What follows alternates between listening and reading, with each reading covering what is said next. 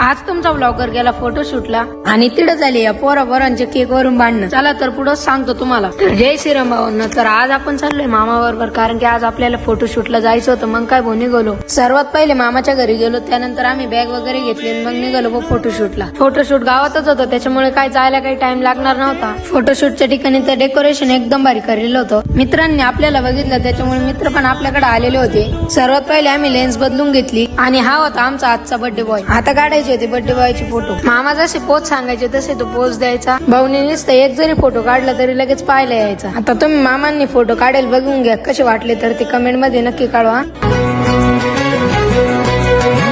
Birthday बॉयचे आता सर्व photo वगैरे काढून घेतले होते आणि इकडे आता साऊंड पण आलेला होता. मामान मी लगेच आलो परत लेन्स बदलवायला. आता हळूहळू पब्लिक पण यायला लागली होती. आता केक वगैरे पण आणले होते आणि केक डेकोरेट करायचं काम चालू होतं आणि हा होता केकचा फायनल लुक. आता बर्थडे बॉयचं ऑप्शन पण चालू होतं. ऑप्शन करायला सर्वजण स्टेजवर आलेले होते. त्यांचा फॅमिली फोटो मामान ते घेत होते.